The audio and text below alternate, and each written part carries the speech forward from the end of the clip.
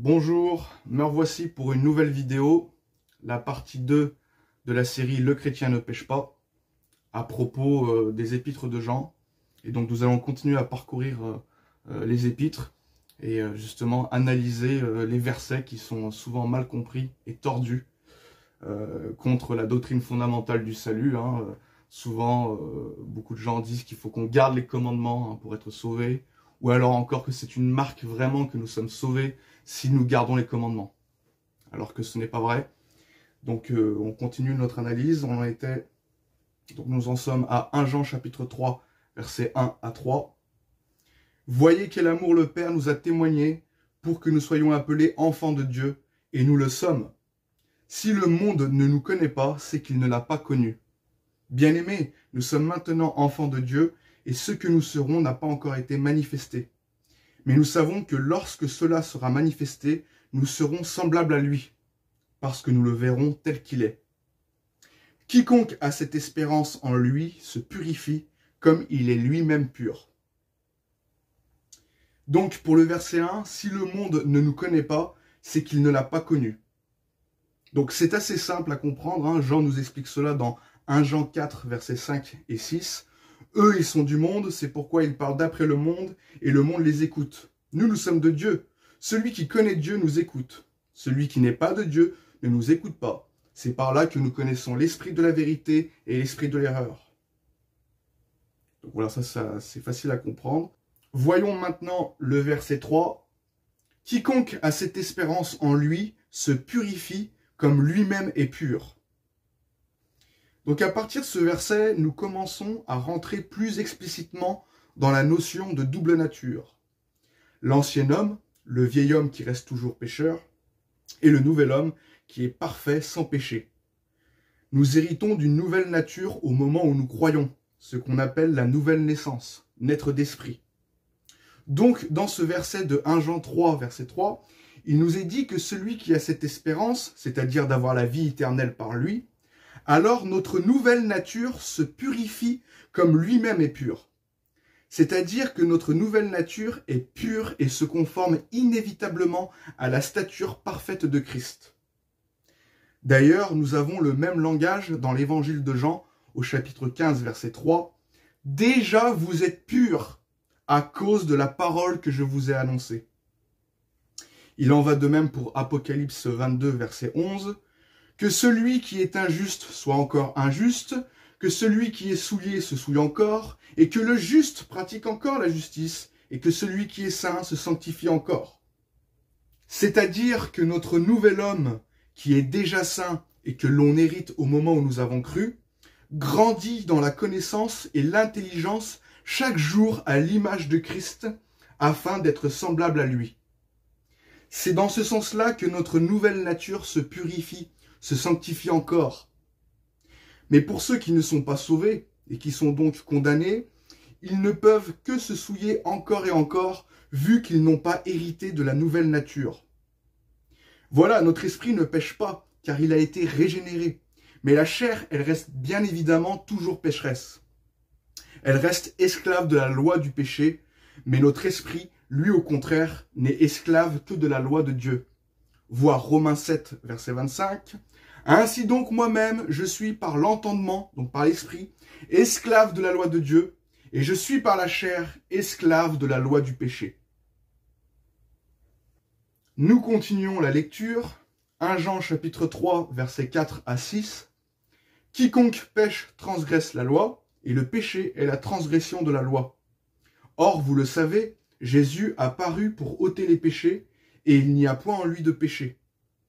Quiconque demeure en lui ne pêche point, quiconque pêche ne l'a pas vu et ne l'a pas connu. Donc répétons le verset 6, c'est le verset qui nous intéresse. Quiconque demeure en lui ne pêche point, quiconque pêche ne l'a pas vu et ne l'a pas connu. Donc notre seconde nature, notre nouvel homme, voit le Seigneur, dans le sens ressentir le Seigneur. Nous sommes connus de lui et nous le connaissons. Donc, comme je l'ai dit, notre esprit qui a été régénéré demeure toujours en Christ. Il ne peut pas pécher. Comme Jésus nous le dit dans Matthieu 26, verset 41, que l'esprit est bien disposé, mais la chair est faible. On continue, 1 Jean chapitre 3 verset 7. Petits enfants, que personne ne vous séduise, celui qui pratique la justice est juste, comme lui-même est juste. Donc notre esprit ne peut que pratiquer la justice, car c'est l'esprit du Seigneur qui réside en nous par notre nouvelle nature, le nouvel homme. D'ailleurs, nous pouvons faire concorder le verset suivant, Romains 8, versets 1 à 4. Il n'y a donc maintenant aucune condamnation pour ceux qui sont en Jésus-Christ. En effet, la loi de l'esprit de vie en Jésus-Christ m'a affranchi de la loi du péché et de la mort. Car chose impossible à la loi, parce que la chair la rendait sans force, Dieu a condamné le péché dans la chair, en envoyant à cause du péché son propre Fils dans une chair semblable à celle du péché, et cela afin que la justice de la loi fût accomplie en nous. Okay? Et cela afin que la justice de la loi fût accomplie en nous. Pour nous qui croyons, la justice de la loi a été accomplie en nous. C'est-à-dire que Christ est venu payer les transgressions de la loi à notre place. Et donc, comme son Esprit Saint vit en nous, la justice de la loi a donc été accomplie en nous. La dette a été payée. Nous sommes désormais justes aux yeux de Dieu et de sa loi, car Christ nous a justifiés. Notre nouvel homme est juste, tandis que la chair demeure corrompue. On continue. 1 Jean chapitre 3 verset 8. Celui qui pêche est du diable, car le diable pêche dès le commencement. Le Fils de Dieu apparut afin de détruire les œuvres du diable. Donc tout d'abord, rappelons-nous que dans 1 Jean chapitre 1 verset 8, il est dit que si nous disons que nous n'avons pas de péché, nous nous séduisons nous-mêmes et la vérité n'est point en nous. Donc on est d'accord, c'est notre ancien homme qui pêche. Notre chair pêche, mais notre nouvel homme ne pêche pas. Notre esprit régénéré ne pêche pas. Voilà, nous vivons bien avec deux natures. La chair qui est toujours sujette à pécher, qu'on appelle aussi l'ancien homme ou le vieil homme, et notre esprit régénéré que l'on appelle le nouvel homme, hein, l'homme nouveau, ou encore l'homme spirituel, qui lui ne pêche pas. Nous pouvons encore comprendre cette réalité par les versets suivants. Romains 6, verset 11. Ainsi vous-même, regardez-vous comme morts au péché et comme vivants pour Dieu en Jésus-Christ. Romains 8, verset 10. Et si Christ est en vous, le corps, il est vrai, est mort à cause du péché, mais l'esprit est vie à cause de la justice.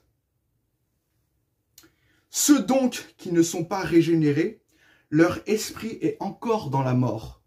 Leur esprit pêche. Ils sont encore du diable. Okay? Leur esprit est encore dans la mort.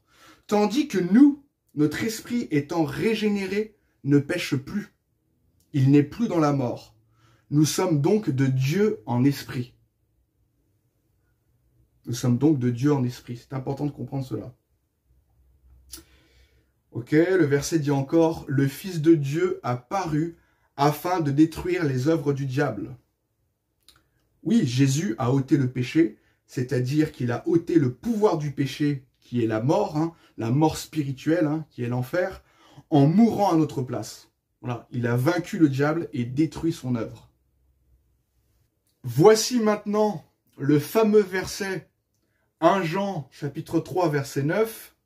Quiconque est né de Dieu ne pratique pas le péché, parce que la semence de Dieu demeure en lui, et il ne peut pécher, parce qu'il est né de Dieu.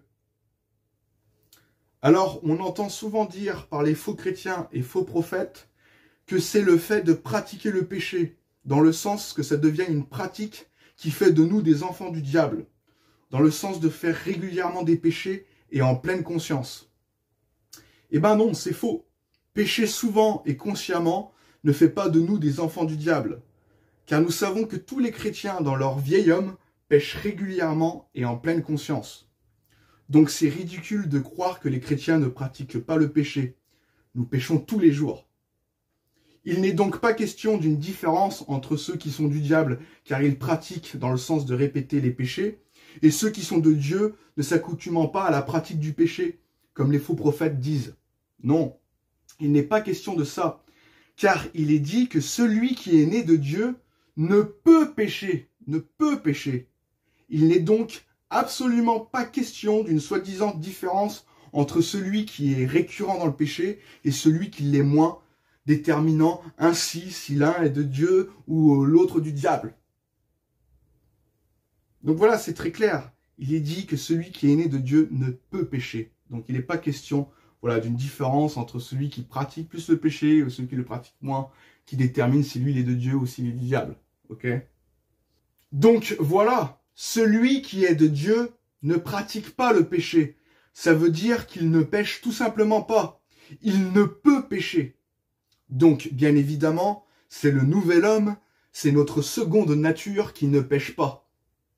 Et ce nouvel homme est né, notre esprit a été régénéré par la semence qui a été plantée en nous et qui demeure en nous. Comme nous le voyons dans les versets suivants, 1 Pierre chapitre 1 verset 23, vous avez été régénérés non par une semence corruptible, mais par une semence incorruptible, par la parole vivante et permanente de Dieu. Jacques 1, verset 18, il nous a engendrés selon sa volonté par la parole de vérité. Romains 10, verset 17, ainsi la foi vient de ce qu'on entend, et ce qu'on entend vient de la parole de Christ. 1 Jean 5, verset 1, quiconque croit que Jésus est le Christ est né de Dieu. Donc, lorsque nous avons entendu la parole, qui est la semence, et que nous y avons cru, alors notre esprit a été régénéré, nous sommes nés de Dieu, et donc notre nouvelle nature qui est née de la semence, c'est-à-dire la parole de Dieu, ne peut pécher. Tout simplement. Ok ? Notre nouvelle nature, qui est née de la semence, c'est-à-dire de la parole de Dieu, ne peut pécher. C'est impossible. On continue. 1 Jean chapitre 3, verset 10. C'est par là que se font reconnaître les enfants de Dieu et les enfants du diable. Quiconque ne pratique pas la justice n'est pas de Dieu, non plus que celui qui n'aime pas son frère. Donc la version Osterwald rend plus compréhensible le verset. Elle dit « C'est en cela que se révèlent les enfants de Dieu et les enfants du diable. » Mais ça fonctionne aussi avec l'expression « se font reconnaître ». Donc notre nouvel homme pratique forcément la justice. Mais pour que nous marchions dans la justice, il faut marcher dans le nouvel homme et donc il faut revêtir chaque jour l'homme nouveau afin de ne pas marcher selon la chair, selon l'ancien homme qui a des désirs contraires à ceux de notre esprit régénéré. Jean parle donc bien évidemment de notre nouvelle nature qui pratique forcément la justice, et non pas de notre ancien homme, de la chair qui demeure toujours pécheresse. Nous voyons la suite du verset. Quiconque ne pratique pas la justice n'est pas de Dieu, ça, ok, non plus que celui qui n'aime pas son frère. Ok, non plus que celui qui n'aime pas son frère. Et donc, nous savons aussi que les enfants de Dieu aiment forcément les enfants de Dieu. C'est inhérent. Je ne dis pas que les enfants de Dieu vont forcément manifester leur amour à d'autres enfants de Dieu. Ça, c'est un commandement que nous devrions appliquer. Mais je dis que dans l'homme nouveau, donc dans notre esprit régénéré, nous aimons forcément les frères. Bien entendu, les vrais frères en Christ, pas les faux frères. Après, on peut aimer plus un frère qu'un autre, cela dépend de plein de critères. Mais il est impossible de haïr son frère dans l'esprit si nous avons été connus de Dieu, c'est-à-dire lorsque nous avons cru, donc lorsque nous sommes nés de nouveau. C'est inhérent à la foi d'aimer Dieu au moins un minimum, voire 1 Jean 4, verset 19, pour nous, nous l'aimons parce qu'il nous a aimés le premier. Et c'est aussi inhérent à la foi que d'aimer les frères. Comme nous le dit 1 Jean 3, verset 14, « Nous savons que nous sommes passés de la mort à la vie parce que nous aimons les frères. » Et 1 Jean chapitre 5, verset 2, « Nous connaissons que nous aimons les enfants de Dieu lorsque nous aimons Dieu. » Nous continuons, 1 Jean 3, versets 11 et 12, « Car ce qui vous a été annoncé et ce que vous avez entendu dès le commencement, c'est que nous devons nous aimer les uns les autres, et ne pas ressembler à Caïn qui était du malin et qui tua son frère. Et pourquoi le tua-t-il? Parce que ses œuvres étaient mauvaises et que celles de son frère étaient justes. » Alors, comme je l'ai déjà dit, notre nouvel homme, donc notre esprit régénéré, aime forcément les frères. C'est inhérent à la foi. Mais nous avons le commandement de manifester cet amour envers les frères, ce qui n'est pas inhérent à la foi.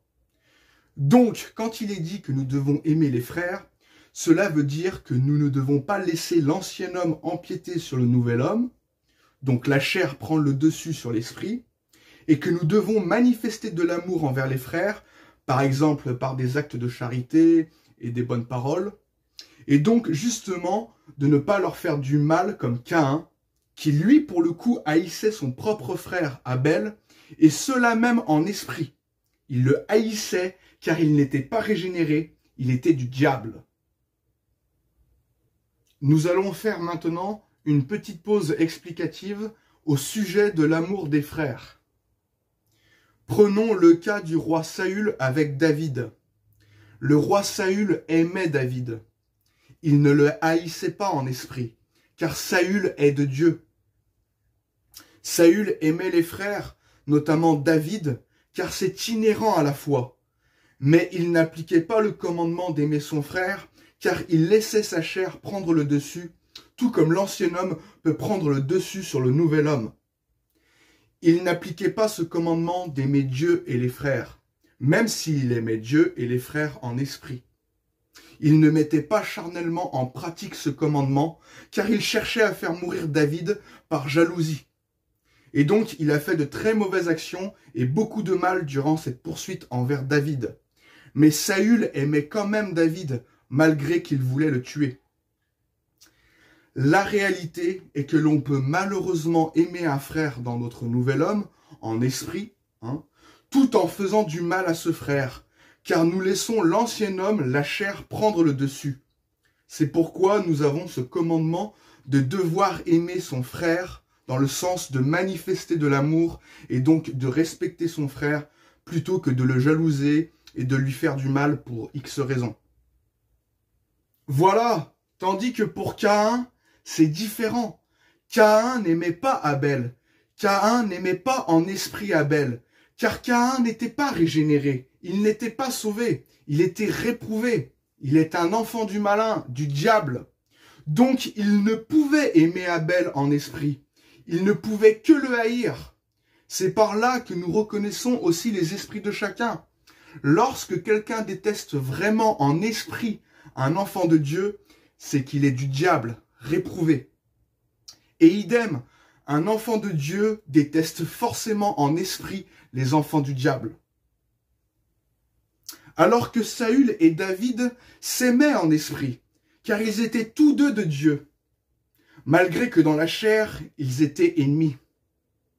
C'est pourquoi Jésus nous dit d'aimer ses ennemis. Mais nuance, il n'a pas dit d'aimer les réprouvés, les enfants du diable. Et c'est d'ailleurs impossible, comme je viens de le dire, pour un enfant de Dieu d'aimer en esprit un enfant du diable. Voyons maintenant la suite du verset 12. Et pourquoi le tua-t-il? Parce que ses œuvres étaient mauvaises et que celles de son frère étaient justes. Le Saint-Esprit convainc les hommes qu'ils sont pécheurs. Voir Jean 16, verset 8. Et donc, pour ceux qui sont trop orgueilleux, ils ne veulent pas venir à la lumière, c'est-à-dire de venir à Christ, de peur que leurs œuvres ne soient dévoilées. Car ils ne veulent pas s'humilier, se reconnaître pécheurs. Ils veulent plutôt se glorifier.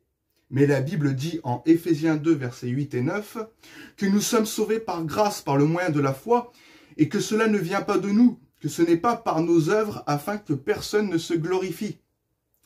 Donc, beaucoup de ceux qui sont trop orgueilleux ne viennent pas à Christ. Ils ne veulent pas croire au Christ parce qu'ils sont trop méchants et orgueilleux et qui ne veulent pas que leurs mauvaises œuvres soient dévoilées. Ils veulent au contraire se glorifier. Ils ne veulent pas se reconnaître pécheurs et ainsi croire au Seigneur pour leur salut. Tandis que celui qui est plus humble et qui agit selon la vérité n'a pas trop peur de venir à Christ et de se reconnaître pécheur. Il a plus de facilité à venir croire en Jésus, car il est plus humble et qu'il agit mieux. Donc ses œuvres vont être révélées à la lumière de Christ et il aura moins honte, car il a agi mieux. Tandis qu'il est plus difficile à un gros pécheur de venir à Christ et que ses œuvres soient révélées à la lumière. C'est la réalité que Christ nous présente, comme lorsqu'il a dit qu'il est plus difficile à un homme riche d'entrer dans le royaume des cieux, car ils placent leur confiance en leur richesse plutôt que de la placer en Christ afin d'être sauvés.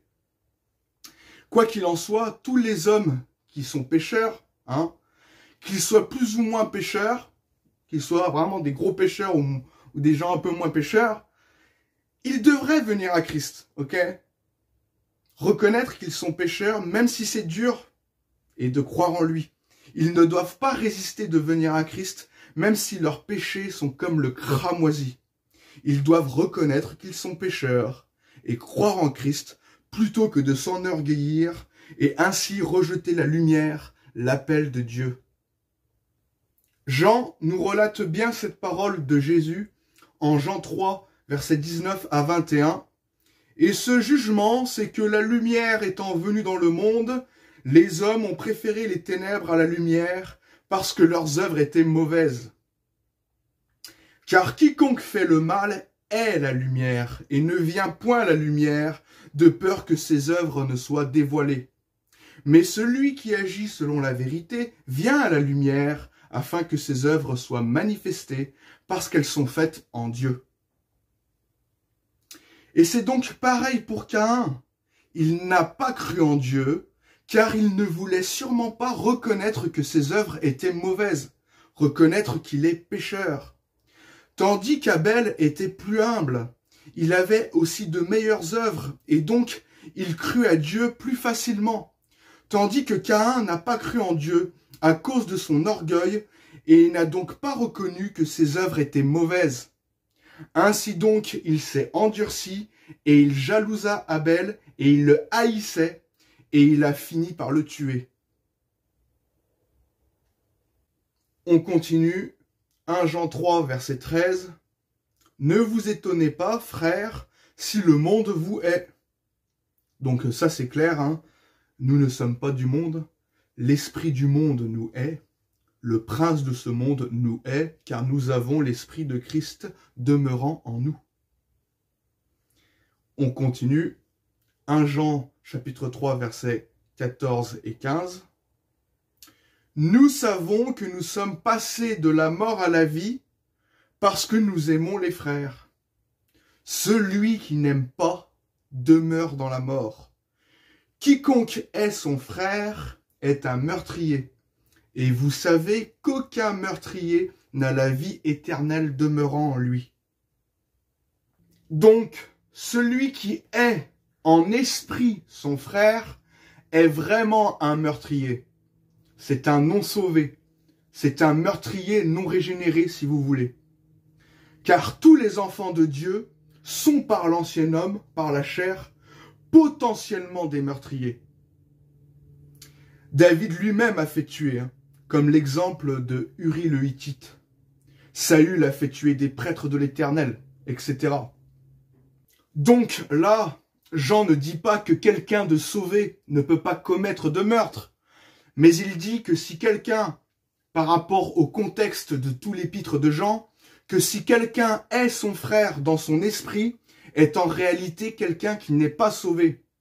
Il n'a pas la vie éternelle demeurant en lui. Car c'est impossible à un enfant de Dieu d'haïr en esprit, donc dans le nouvel homme, un autre enfant de Dieu.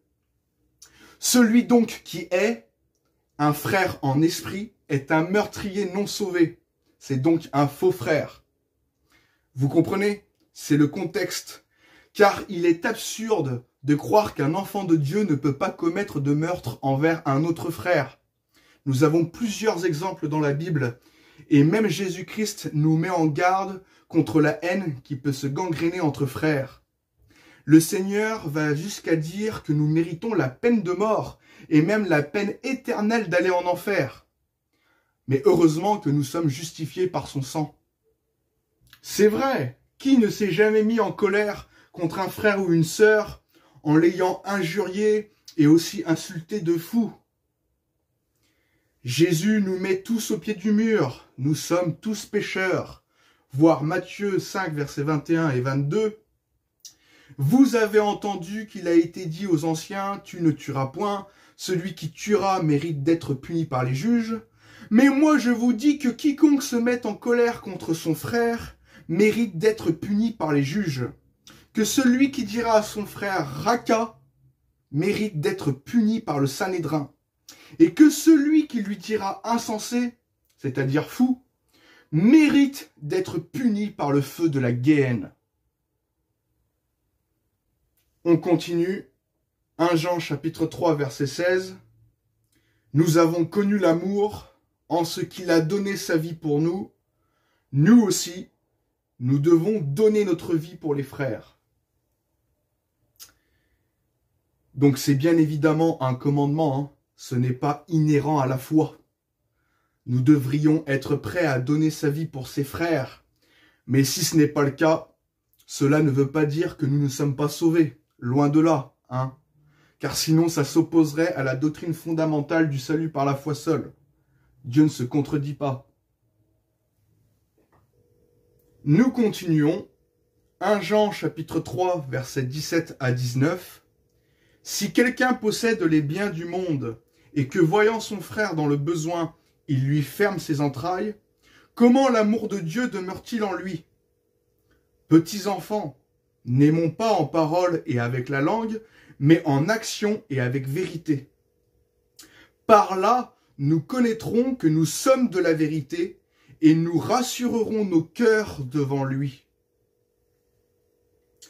Donc ce passage est semblable à Jacques 2 qui nous exhorte à avoir une foi agissante et non une foi sans produire d'œuvre. Même si, comme nous l'avons vu dans ma vidéo sur Jacques 2, qu'une foi morte est quand même une foi qui sauve.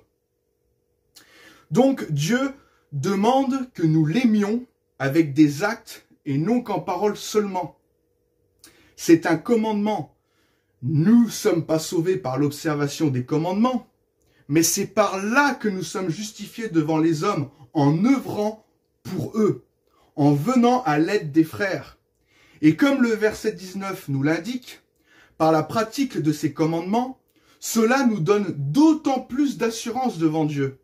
Cela nous réconfortera plus que nous sommes de la vérité, lorsque nous agissons selon la vérité. C'est ce que sous-entend Jean. Mais il est vrai que le style littéraire de Jean peut sembler porter à confusion. C'est pour cela que je considère que les épîtres de Jean sont sûrement l'un des textes les plus difficiles de la Bible. Parenthèse fermée. Donc, nous sommes de la vérité, dès lors où nous avons cru. Mais si en plus nous faisons des œuvres, que nous respectons les commandements, cela nous rassurera d'autant plus que nous sommes de la vérité. Mais ce n'est pas inhérent à la foi que d'œuvrer. Mais si nous croyons et qu'en plus nous gardons les commandements, cela peut nous réconforter davantage que nous sommes de la vérité, car nous ressentirons encore plus l'amour de Dieu demeurant en nous. C'est dans ce sens-là que Jean le pense par rapport à tout le contexte de l'épître. Mais bien entendu, tous ceux qui croient dans leur cœur sans œuvrer pour autant sont des gens sauvés. Ils sont de la vérité quand même. Mais si nous gardons les commandements, nous serons donc plus approuvés par Dieu.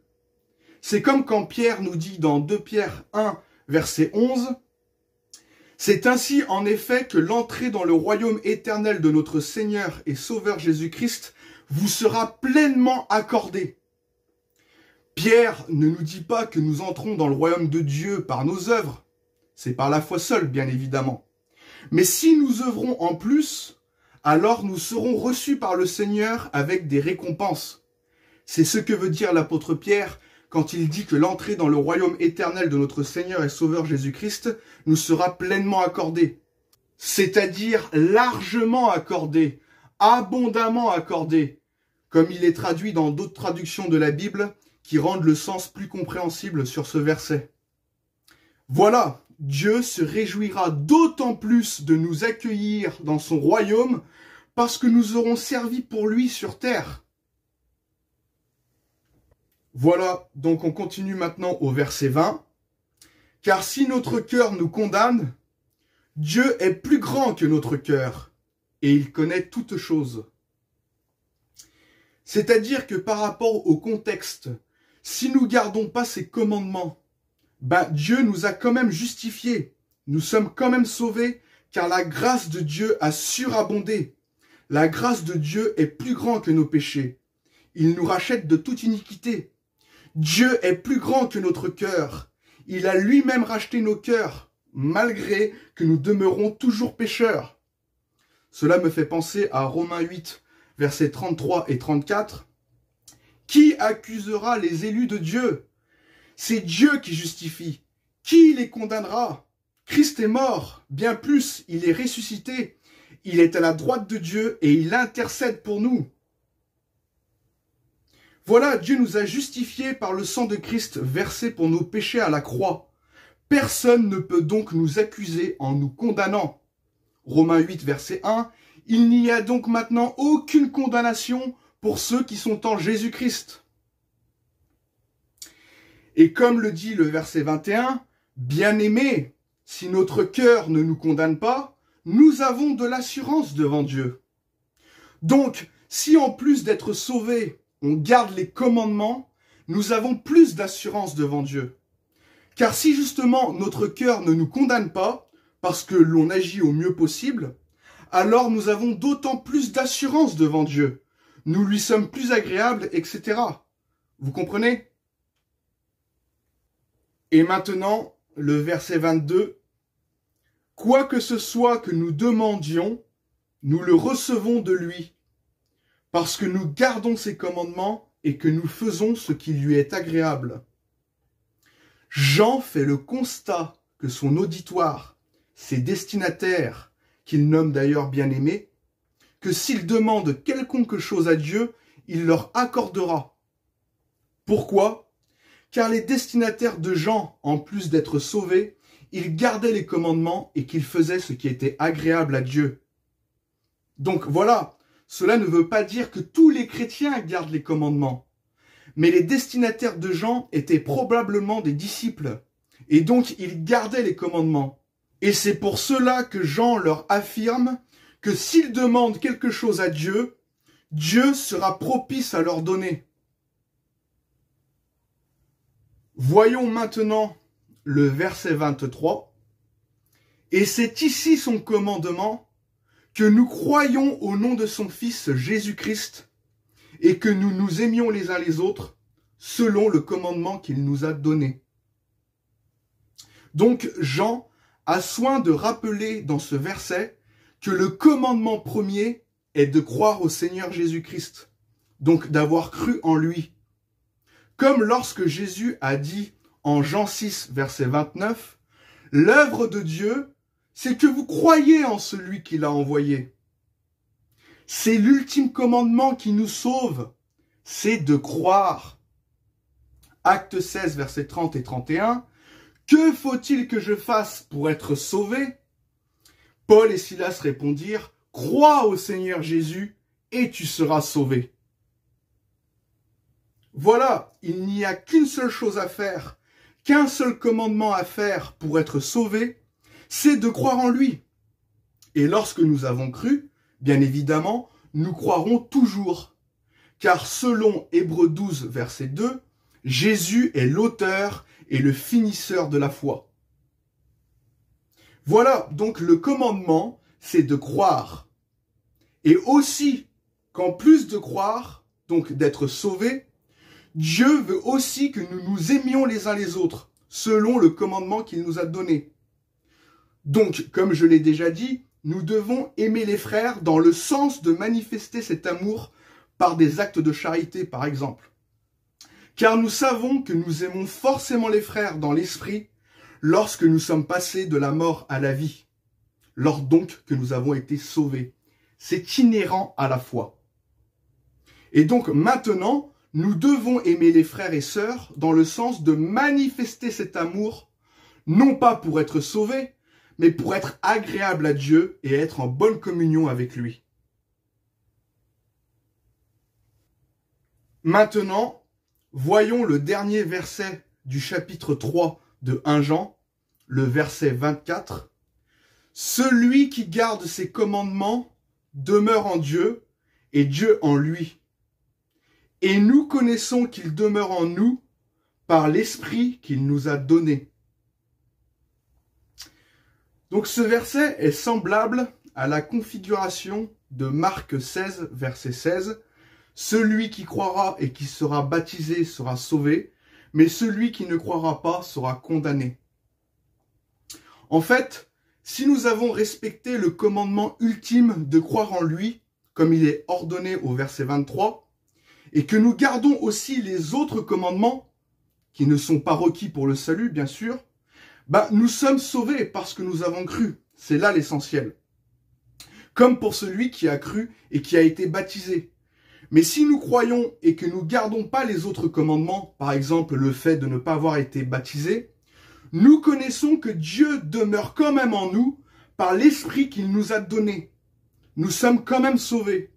Car selon Romains 8, verset 16, l'Esprit lui-même rend témoignage à notre esprit que nous sommes enfants de Dieu. Vous comprenez? C'est comme dans Marc 16, verset 16, pour celui qui a cru et qui a été baptisé, il est sauvé. Et en plus, il a respecté le commandement de se faire baptiser. Mais s'il a cru sans avoir été baptisé, il est sauvé quand même, car l'accent est mis sur le fait de ne pas croire. C'est ça qui condamne. Donc, pareillement pour le verset 24 de 1 Jean 3, si nous respectons le commandement de croire cité au verset 23, mais que nous ne gardons pas les autres commandements, Dieu ne demeure pas en nous et nous ne demeurons pas en lui, dans le sens que l'amour de Dieu ne sera pas complet en nous. Nous ne serons pas en communion, en bonne communion avec Dieu. C'est dans ce sens-là que Dieu ne demeurera pas en nous. C'est le contexte de l'épître de Jean. Il n'est pas question de perdre le salut, car nous savons, nous connaissons que Dieu demeure quand même en nous par l'Esprit qu'il nous a donné. Nous les sauvés, nous sommes scellés du Saint-Esprit. C'est en cela que Dieu demeure en nous. Mais être rempli du Saint-Esprit, ce n'est pas inhérent à la foi. Et pour être rempli du Saint-Esprit, il faut garder les commandements. Si donc nous les gardons, Dieu demeurera en nous et nous en lui, dans le sens qu'il sera plus présent. Nous le ressentirons plus en nous. C'est dans ce sens-là qu'il faut interpréter « Celui qui garde ses commandements demeure en Dieu et Dieu en lui ». Ça va de soi, car il est dit juste après dans la suite du verset « Et nous connaissons qu'il demeure en nous par l'Esprit qu'il nous a donné. » Donc par le Saint-Esprit qui nous a scellés. Vous comprenez? Nous demeurons plus en Dieu et Dieu demeurera plus en nous si nous respectons ses commandements. C'est dans ce sens-là qu'il faut interpréter ce verset. Car Dieu demeure forcément un minimum en nous par l'Esprit qu'il nous a donné quand on a cru. Et il demeurera éternellement avec nous, que nous respections ou non ses commandements.